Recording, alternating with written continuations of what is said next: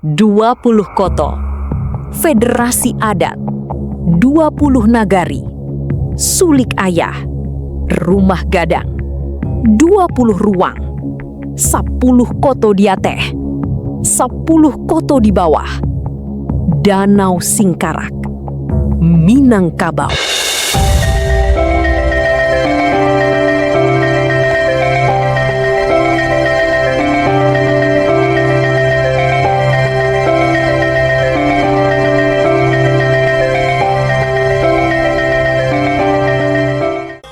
Puluh koto, jejak federasi adat 20 nagari di Minangkabau.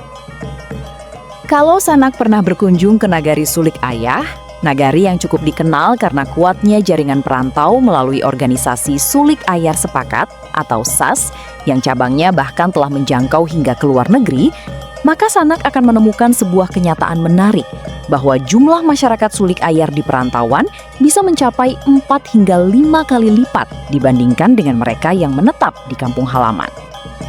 Di nagari ini, terdapat berbagai keunikan yang masih dapat kita jumpai hingga hari ini. Salah satunya adalah keberadaan rumah gadang 20 ruang yang tidak hanya menarik secara fisik, tetapi juga menyimpan cerita sosial yang cukup khas dalam tradisi Minangkabau. Bagaimana keunikan rumah gadang 20 ruang ini? Rumah gadang 20 ruang ini dapat dikatakan sebagai salah satu rumah gadang yang memiliki keunikan tersendiri karena dikelola oleh dua kaum sekaligus, yakni kaum Datu Ampang Limo dan kaum Datu Tamaruhun dari suku Limo Panjang di Nagari Sulik Ayar, yang dalam praktiknya menunjukkan adanya pola pengelolaan bersama yang tidak selalu dijumpai pada rumah gadang lainnya. Secara historis, rumah gadang ini pertama kali dibangun pada tahun 1820. Kemudian mengalami kebakaran sekitar tahun 1900, dan selanjutnya dibangun kembali pada tahun 1901 hingga selesai pada tahun 1907, sehingga bentuk yang dapat kita lihat hari ini merupakan hasil rekonstruksi dari bangunan sebelumnya. Dari sisi fisik, sebagaimana namanya, rumah gadang ini terdiri atas 20 ruang, memiliki 4 pintu masuk, serta dilengkapi dengan 4 gonjong, di mana jumlah pintu dan gonjong tersebut tidak hanya bersifat arsitektural, tetapi juga melambangkan keberadaan 4 suku besar di Nagari Sulik Ayah, yaitu suku Limo Panjang, suku Limo Singkek, suku Simabur, dan suku Piliang. Menariknya, pembangunan rumah gadang 20 ruang ini tidak hanya melibatkan satu nagari, tetapi merupakan hasil kerja bersama dari wilayah yang lebih luas, yakni 20 koto, yang terdiri dari 10 koto di atas dan 10 koto di bawah, di mana proses pembangunannya dilakukan secara gotong royong oleh perwakilan nagari-nagari yang tergabung di dalamnya, beserta kaum dan masyarakatnya. Nah, dari sini kemudian muncul pertanyaan yang menarik untuk kita telusuri lebih jauh, yaitu nagari mana saja yang sebenarnya tergabung dalam 20 koto tersebut?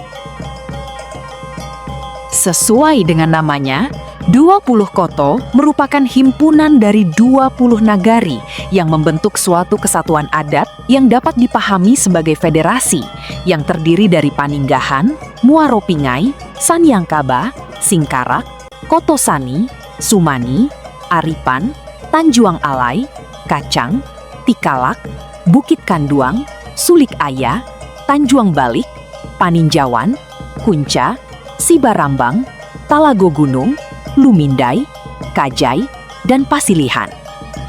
Ke-20 nagari ini memiliki keterkaitan historis dengan perkembangan nagari-nagari di luhak tanah datar, di mana beberapa di antaranya, seperti Bukit Kanduang, memiliki hubungan dengan wilayah Simawang, serta jaringan adat dalam Langgam Nan 7. Sehingga meskipun secara administratif berada di Kabupaten Solok, kawasan ini tetap memperlihatkan kedekatan adat dengan nagari-nagari di Kabupaten Tanah Datar. Secara spasial, 20 koto dapat dibagi menjadi 2 bagian besar berdasarkan ketinggian wilayahnya, yang secara umum merujuk pada posisi terhadap Danau Singkarak sebagai titik terendah kawasan, sehingga nagari-nagari yang berada di sekitar danau dikenal sebagai 10 koto di bawah, sementara nagari-nagari yang berada di wilayah perbukitan disebut sebagai 10 koto di ateh. Adapun yang termasuk dalam 10 koto di bawah adalah Paninggahan, Muaropingai, Saniangkaba, Singkarak, Kotosani, Sumani, Aripan, Tanjuang Alai, Kacang, dan Tikalak. Sedangkan 10 koto di Ateh terdiri dari Bukit Kanduang, Sulit Aya, Tanjuang Bali, Paninjauan, Kuncia, Sibarambang, Talago Gunung, Lumindai, Kajai, dan Pasilihan. Dalam perkembangan administrasi pemerintahan, pada mulanya seluruh wilayah 20 koto berada dalam Kabupaten Solok dan terbagi ke dalam 2 kecamatan yang mengikuti struktur adatnya, yaitu Kecamatan 10 Koto di Bawah dan Kecamatan 10 Koto di Ateh. Namun demikian, pada tahun 1990 terjadi perubahan ketika 3 nagari di 10 Koto di Ateh, yaitu Talago Gunung, Kajai, dan Lumindai, dimasukkan ke dalam wilayah Kota Sawah Lunto. Berdasarkan Peraturan Pemerintah Republik Indonesia Nomor 44 Tahun 1990 tentang perubahan batas wilayah Kota Sawah Lunto, ketiga nagari tersebut masuk ke Kecamatan Barangin, sehingga jumlah nagari di 10 Koto di Ateh menjadi berkurang. Perubahan berikutnya terjadi pada tahun 1996 ketika Nagari Paninggahan dan Muaro Pingai dimekarkan menjadi Kecamatan Junjung Sirih yang sebelumnya merupakan bagian dari Kecamatan 10 Koto di Bawah. Kecamatan Junjung Sirih dibentuk berdasarkan Peraturan Pemerintah Republik Indonesia Nomor 41 Tahun 1995. Sementara itu, nama Kecamatan 10 Koto di Bawah kemudian berubah menjadi Kecamatan 10 Koto Singkarak. Meskipun dalam beberapa institusi, seperti kepolisian dan TNI, nomenklatur lama masih tetap digunakan hingga saat ini. Menarik untuk dicatat bahwa jika Sanak memiliki informasi yang lebih pasti mengenai kapan perubahan nama tersebut secara resmi ditetapkan, informasi itu bisa dibagikan di kolom komentar sebagai tambahan pengetahuan bersama. Dalam kondisi saat ini, struktur nagari di wilayah 20 koto juga mengalami perkembangan, di mana pada awal tahun 2000-an muncul 2 nagari baru hasil pemekaran, yaitu Nagari Katialo yang berasal dari Paninjauan dan Nagari Labuah Panjang yang merupakan pemekaran dari Tanjung Bali. Dengan demikian, saat ini wilayah 20 koto tidak lagi terdiri dari 20 nagari seperti semula, melainkan telah berkembang menjadi lebih kompleks, yang mencakup wilayah dalam 2 kabupaten dan kota, 3 kecamatan, serta terdiri atas nagari dan desa, di mana khusus untuk Lumindai, Kajai, dan Talago Gunung di Kota Sawah Lunto berstatus sebagai desa, bukan nagari. Perkembangan tersebut pada akhirnya menunjukkan bahwa secara jumlah, 20 koto kini telah bertambah menjadi 22 nagari, meskipun secara administratif tidak seluruhnya lagi berada dalam satu kesatuan wilayah pemerintahan.